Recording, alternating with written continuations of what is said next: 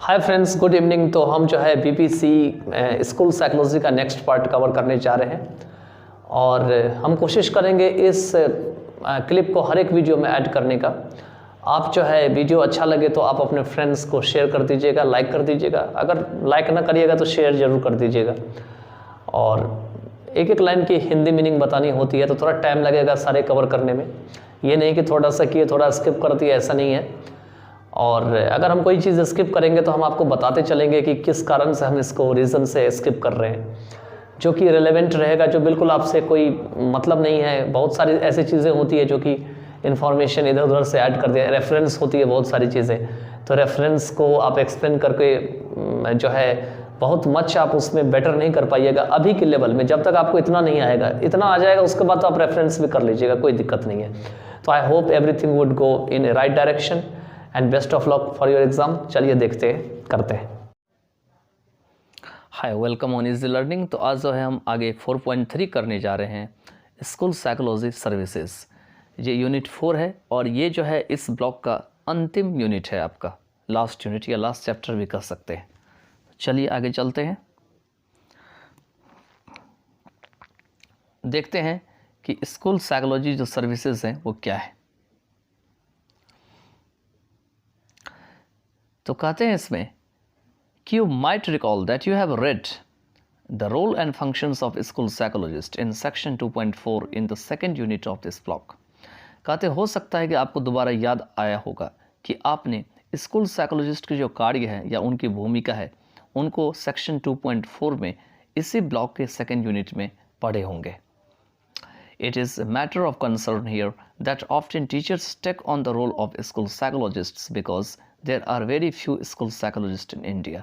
कहते हैं यह बहुत गंभीर मुद्दा है या मैटर ऑफ कंसर्न है यहाँ पर में कि अक्सर जो है टीचर्स जो है वो स्कूल साइकोलॉजिस्ट का ही रोल खुद ही निभाने लगते हैं, क्योंकि हमारे भारत में अगर देखा जाए तो बहुत ही कम स्कूल साइकोलॉजिस्ट आपको स्कूल्स में मिलेंगे। तो क्या करते हैं, जब स्कूल साइकोलॉजिस्ट नहीं रहेगा तो उसका काम टीचर ही करने लगते हैं। ये दत्त का जो है ये स्टेटमेंट है 2006 का।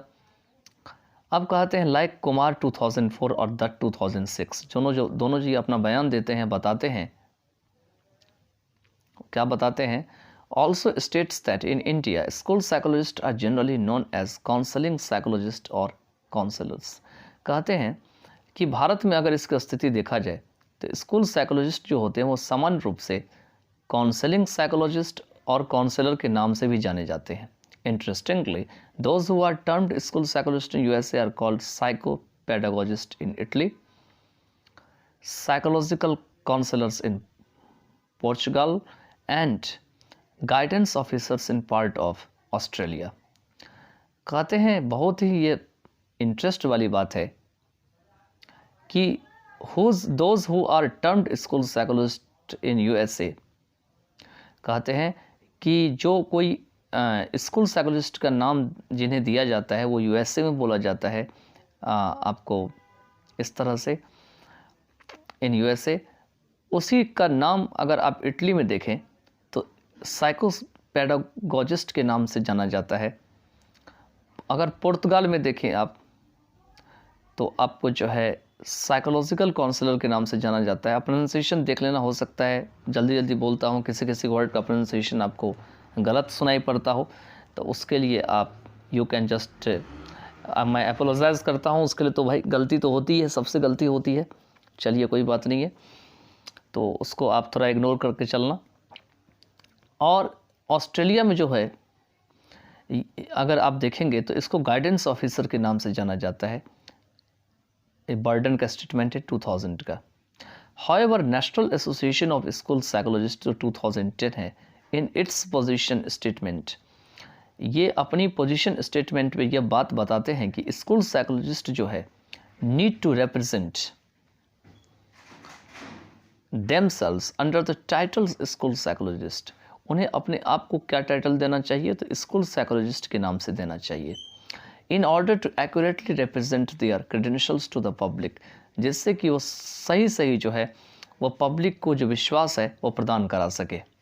And to meet their varied responsibilities, और उनकी जो रंग बिरंगी जो जवाबदेही है, विभिन्न प्रकार की जवाबदेही है, उनको पूरा कर सके।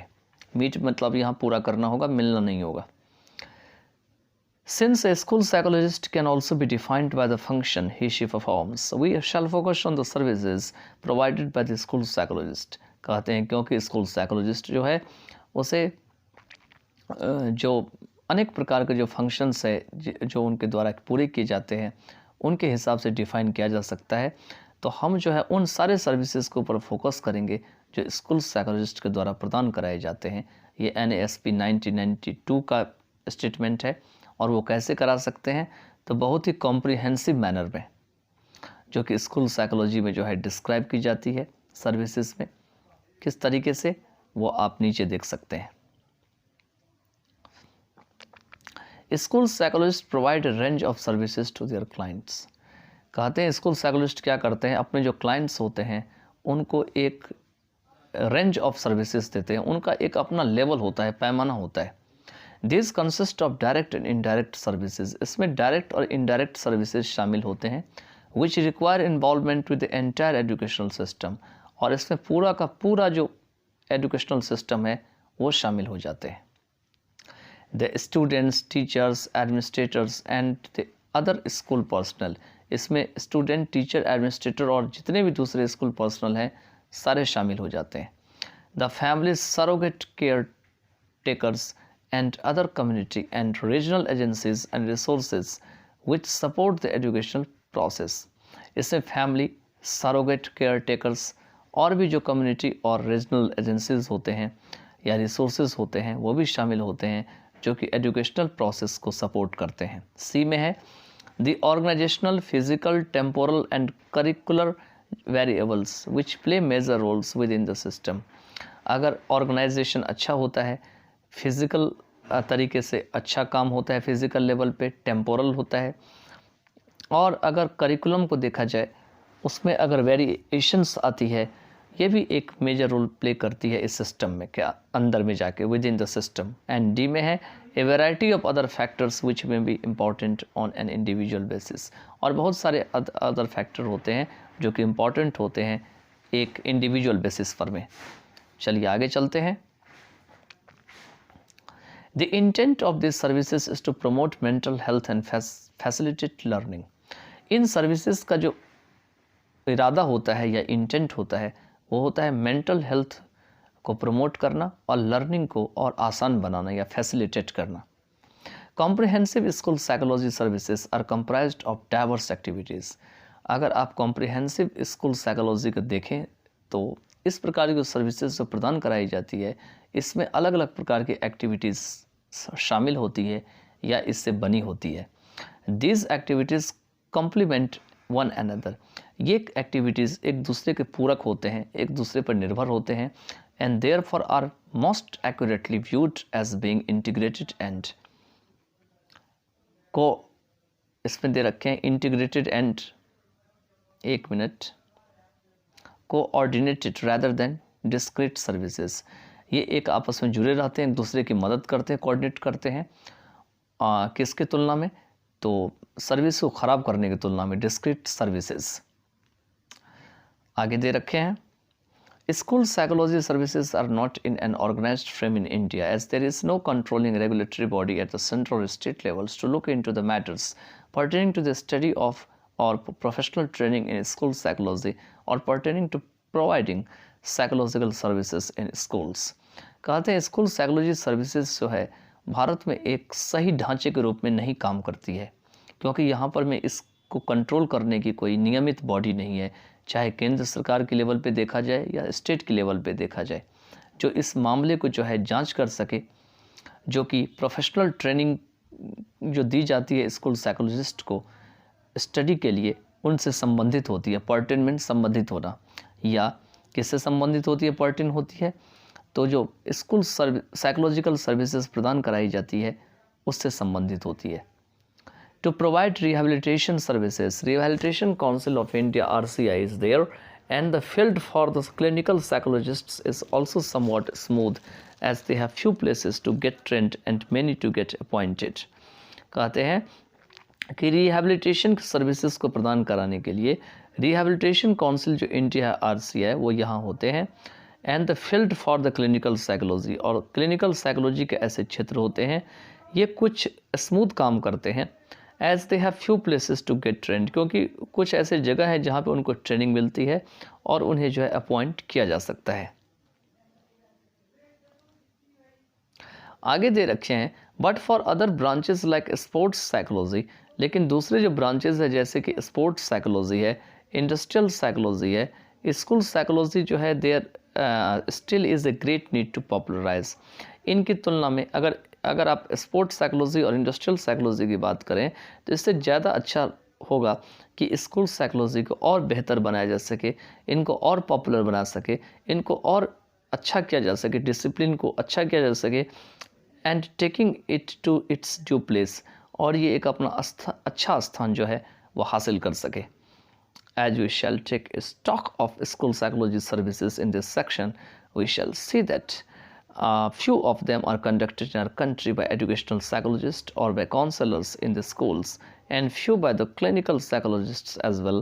Yet the field of school psychology requires the development and adoption of a systematic approach to the study and practice of psychology in the schools in India. कहते हैं क्योंकि हम जो है स्कूल साइकोलॉजी के जो भरमार चीज़ों को, बहुत सारी चीज़ों को जो सर्विसेज प्रदान कराई जाती है इस सेक्शन में जानेंगे, हम देखेंगे कि उनमें से कुछ जो होते हैं हमारी कंट्री में कंडक्ट की जाती है एजुकेशनल साइकोलॉजिस्ट के द्वारा, काउंसलर्स के द्वारा कुछ स्कूल्स में, और कुछ जो होते हैं वो क्लिनिकल साइकोलॉजिस्ट के द्वारा भी प्रदान कराई जाती है। फिर भी फिर भी जो स्कूल साइकोलॉजी की जो फील्ड है उसे डेवलप करने की ज़रूरत है, डेवलपमेंट की ज़रूरत है, सिस्टमैटिक अप्रोच को अपनाने की ज़रूरत है, एडॉप्शन करने की ज़रूरत है। क्या करने के लिए? जिससे कि इंडिया में जो स्कूल्स में जो साइकोलॉजी की जो प्रैक्टिस है उनको स्टडी किया जा सके, इसीलिए। ठीक है, आगे चलते हैं। The basis of this conclusion is also the study of Jimerson, एस्कोकट, कैर्डियनस, मैलोन एंड स्टीवर्ट। अब इस जो कंक्लूज़न है उसका जो बेसिस है वो क्या है कि आपको जेमरसन, एस्कोकट, कैर्डिनैज है, मैलोन है और स्टीवर्ट जो है उनकी स्टडी भी करनी है। About you have read in previous unit, जिसके बारे में आप पिछले यूनिट में पढ़ चुके हैं, that out of the selected 5 important parameters of school psychology, जो कि स्कूल साइकोलॉजी के जो 5 जो इम्पॉर्टेंट पैरामीटर्स हैं उनमें से सिलेक्ट करके निकाले गए हैं। इंडिया फुलफिल्ड ओनली 1, इसमें से इंडिया ने अभी तक एक को पूरा कर पाया है, और वो क्या है? That is having identified professionals employed to fulfil duties characteristic of school psychologist. वो ये है कि इसमें आइडेंटिफाइबल जो आपको प्रोफेशनल्स हैं उनको जो है एम्प्लॉय किया गया है, जिससे को अपनी ड्यूटी को पूरा कर सके। अगर उस ड्यूटी को स्कूल साइकोलॉजिस्ट के रूप में देखा जाए, कैरेक्टरिस्टिक में देखा जाए तो। आगे दे रखे हैं, however with the recent introduction and implementation of right to education act and in light of other similar acts and provisions for children like special education, inclusive education etc, we need to plan and implement school psychology services effectively। कहते हैं फिर भी जो हाल फिलहाल की जो introduction है और राइट टू एजुकेशन की जो आपको इम्प्लीमेंटेशन होते है, किसी चीज़ को लागू कर देते हैं, वो चालू हो जाता है, उसको इम्प्लीमेंटेशन कहा जाता है। यहाँ पे हथियार नहीं होगा, इम्प्लीमेंटेशन मीन्स, ठीक है। जो एक्ट है and in light of other similar act, और अगर कुछ और भी एक्ट को मिला लिया जाए, यहाँ पे इन लाइट ऑफ का मतलब वही होगा, और कुछ नियम जो है प्रोविजंस को चिल्ड्रन के लिए, स्पेशल एजुकेशन के लिए, इंक्लूसिव एजुकेशन के लिए आदि।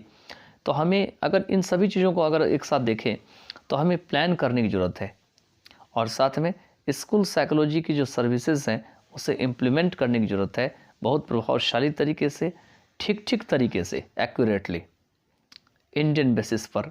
इंडिया की जो आधार है, या तो यहाँ पे इंडियाज़ बेसिस होना चाहिए या इंडियन बेसिस होना चाहिए, तो इसलिए गलत होगा, इंडिया बेसिस नहीं होगा, ठीक है। And in a systematic and unified manner, और इसे एक क्रम में करना चाहिए और एक यूनिफाइड मैनर में करना चाहिए कि सबको मिला के एक साथ जोड़ के किया जाए।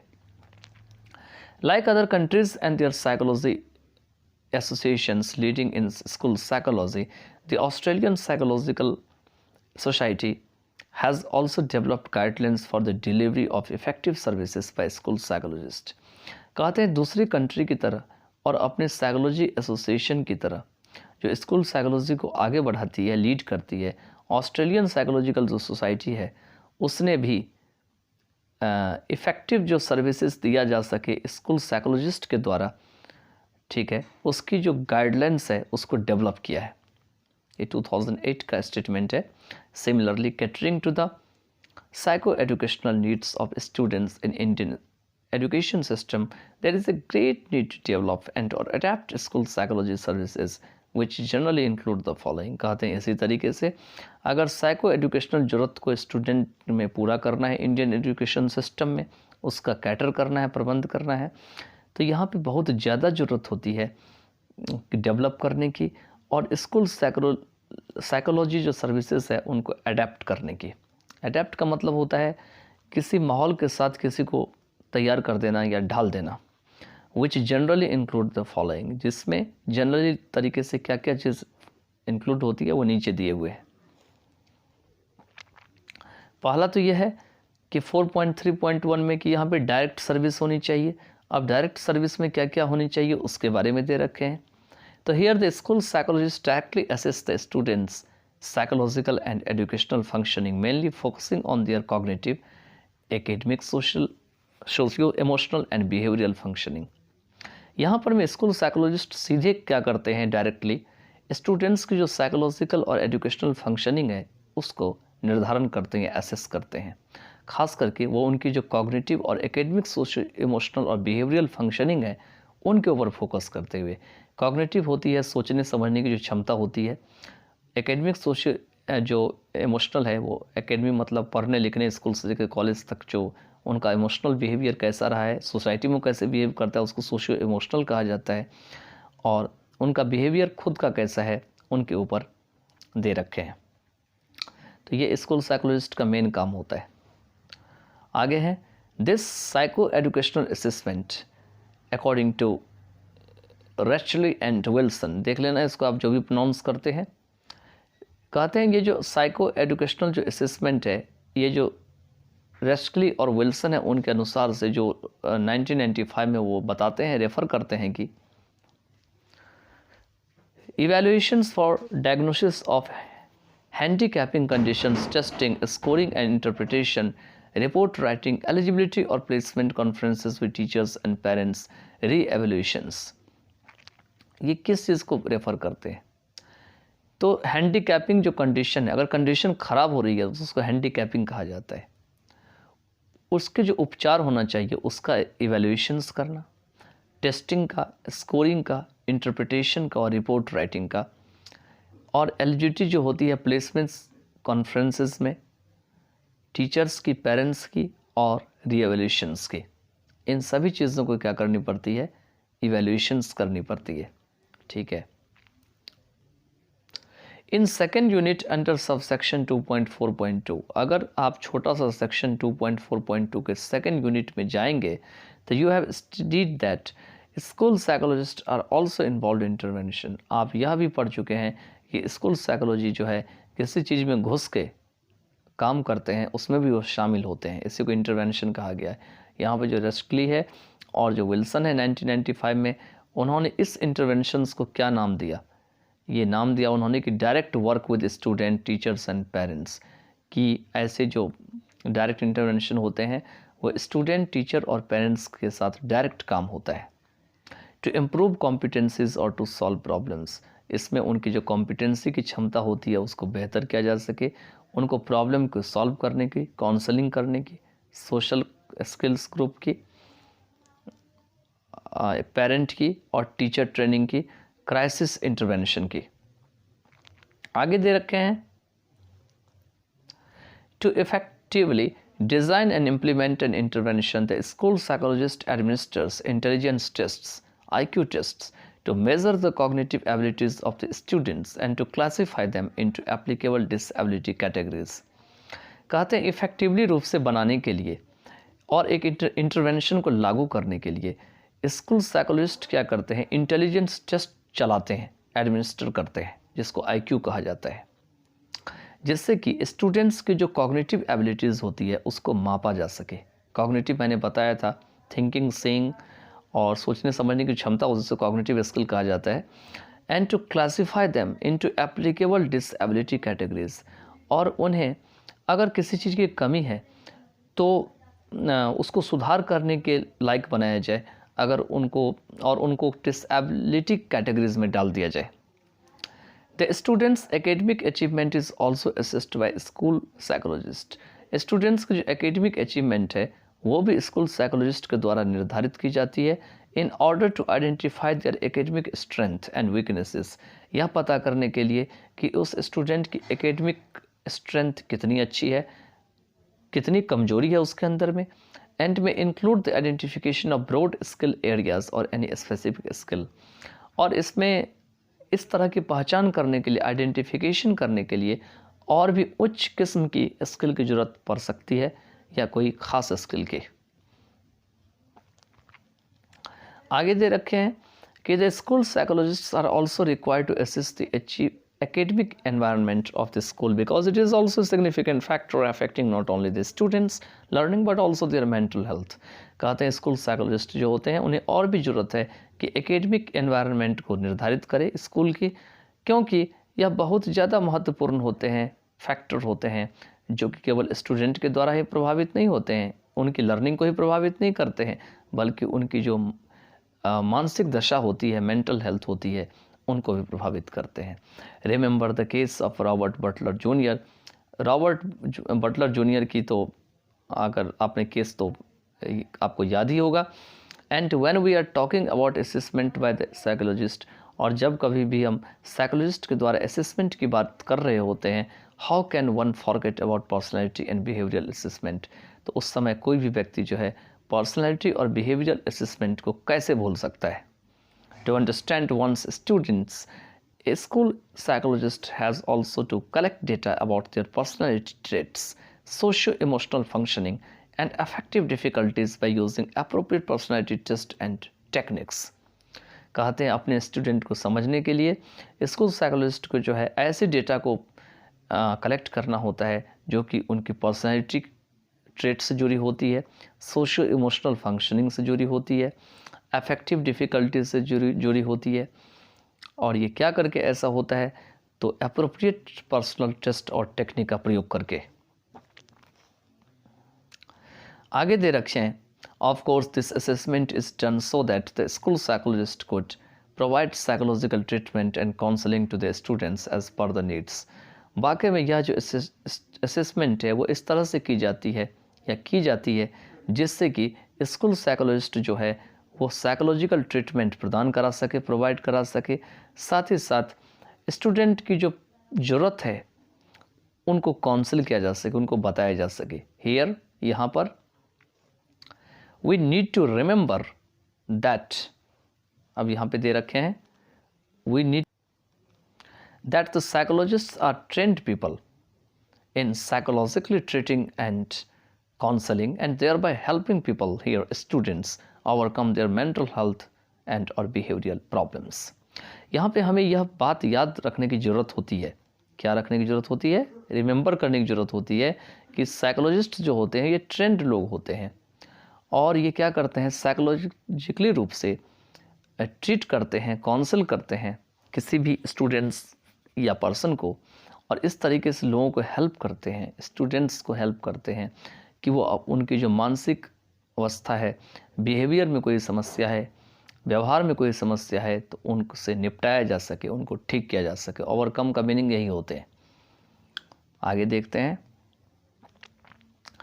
इन context to the schools and students, the school psychologist are to provide direct services by treating this psychological, educational and behaviour problems of the students.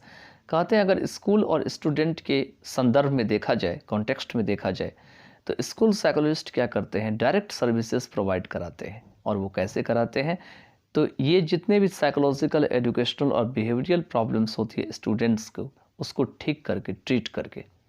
और ये क्यों होता है, because these have a serious impact on learning, academic achievement of life. क्योंकि अगर ऐसा नहीं किया जाएगा तो इसका एक बहुत ही ख़तरनाक प्रभाव जो है वो देखा जाएगा। अगर जो पढ़ने वाले होते हैं, सीखने वाले होते हैं, उनकी जो एकेडमिक अचीवमेंट होती है और जो उनकी लाइफ से संबंधित चीज़ें होती है उनको लेकर के। As we have seen in the third unit of this block, there are facilities to provide training in counseling in many of the Indian universities and at NCERT, both at masters and diploma levels. कहते हैं कि जैसे कि आपने देखा होगा इस unit के इस ब्लॉक के तीसरे यूनिट में यहाँ पे कुछ फैसिलिटीज़ जो है प्रोवाइड कराई जाती है ट्रेनिंग काउंसलिंग में बहुत सारे इंडियन यूनिवर्सिटीज़ और NCERT में, दोनों ही मास्टर पे और डिप्लोमा लेवल पे। Nowadays, mostly reputed schools acknowledge the meaning of having a counselor in schools and appoint the professionally trained counselor to help their students excel in studies and also for their overall personality development। कहते हैं इन दिनों अधिकतर जो आपको reputed या प्रतिष्ठित school मिलेंगे वो क्या करते हैं कि जो काउंसलर होते हैं उनको रखने की अर्थ को जो है वो समझते हैं, एक्नॉलेज करते हैं कि वो ऐसे काउंसलर को स्कूल्स में रख ले, उनको अपॉइंट करे प्रोफेशनली रूप से जो ट्रेंड काउंसलर हैं उनको, जिससे कि उनके जो बच्चे हैं वो अपनी स्टडीज़ में एक्सेल हो सके, आगे निकल सके, उनको उसमें मदद मिल पाए, हेल्प मिल पाए and also for their overall personality development, और साथ ही साथ उनका जो पूरा का पूरा जो पर्सनैलिटी डेवलपमेंट है वो भी आगे निकले।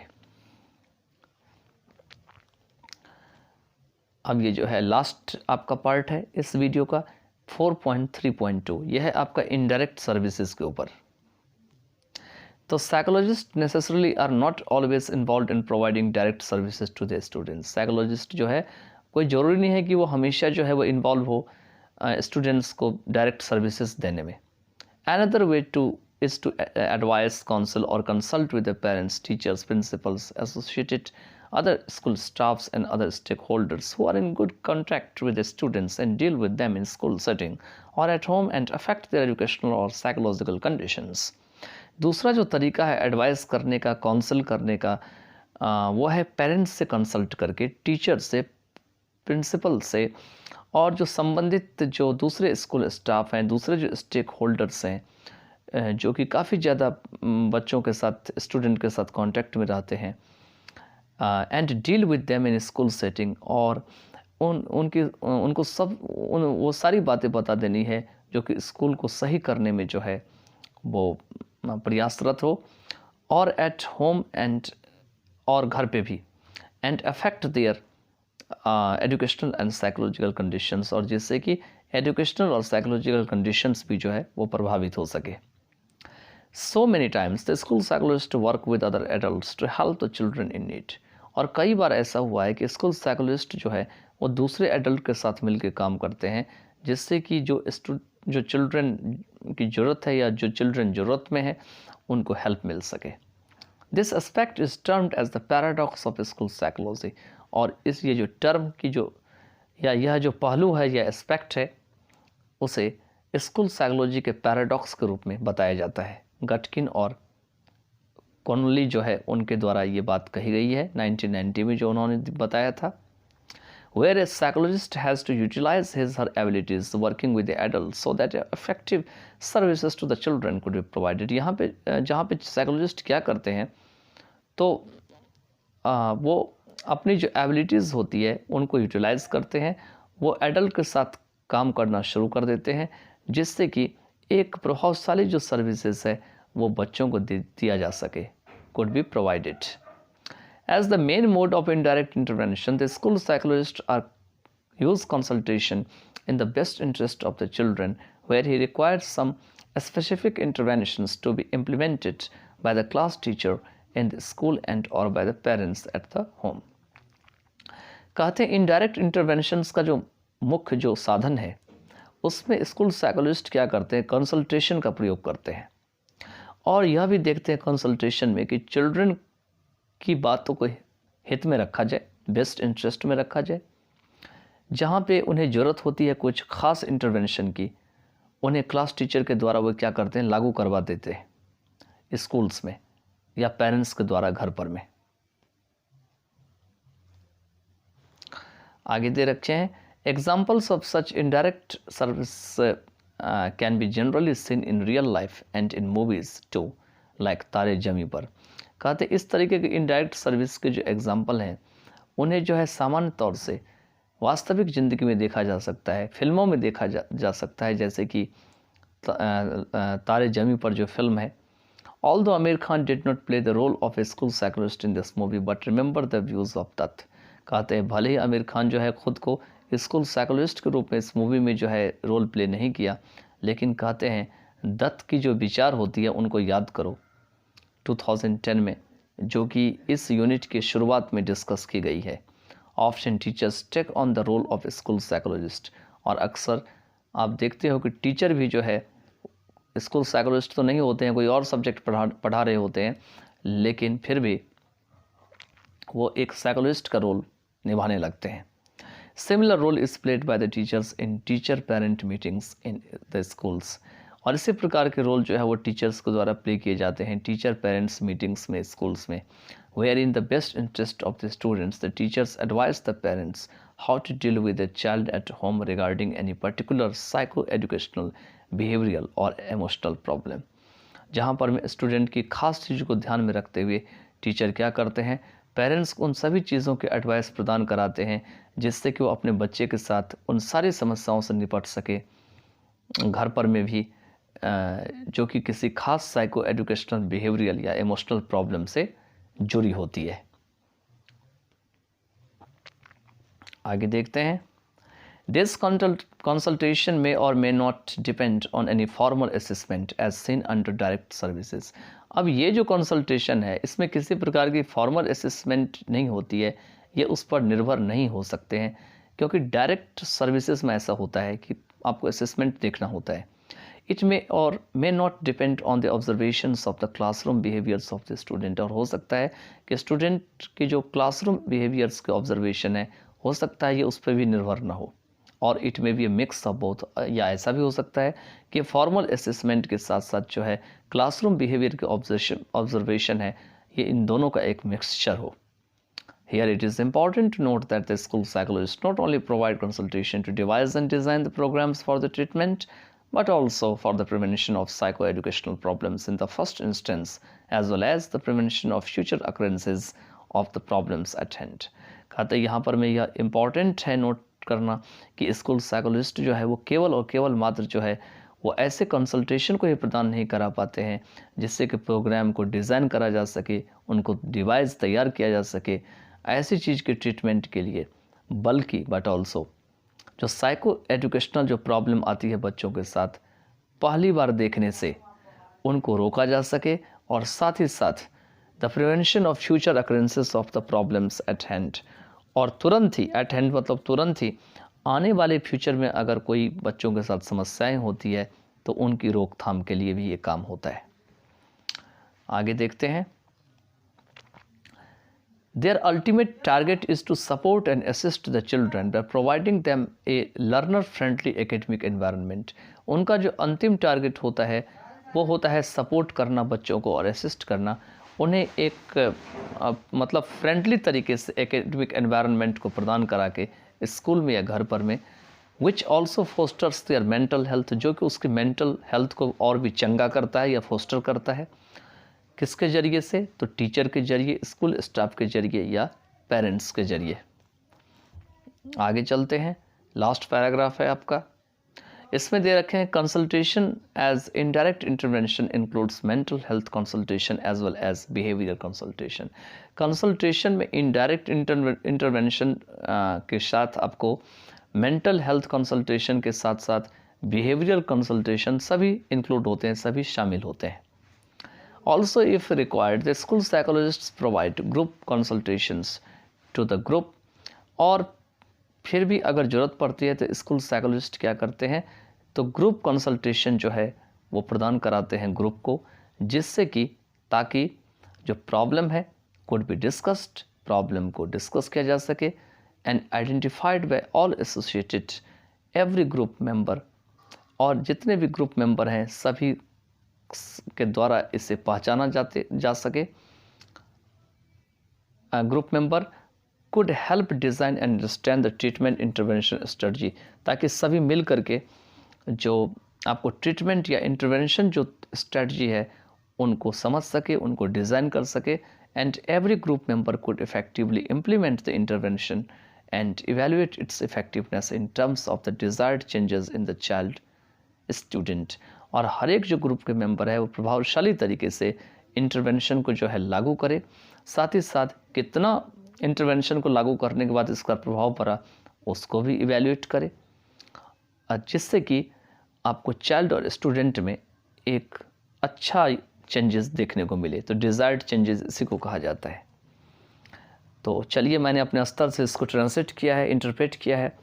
आप अपने तरीके से भी देख सकते हो, जहाँ तरीके से आपको समझ में आ जाए वो भी आप समझ सकते हो, लेकिन लिखते समय तो आपको इंग्लिश लैंग्वेज का यूज़ करना होगा अगर आप इंग्लिश मीडियम के स्टूडेंट हैं तो ध्यान रखना कि वर्ड्स जो है वो आपको एक सटीक होना चाहिए, एक सूटेबल होना चाहिए एग्ज़ाम के टाइम में लिखते समय। तो चलिए नेक्स्ट पार्ट ऑफ वीडियो में जो है हम कवर करते हैं और देखते हैं कि आगे क्या है।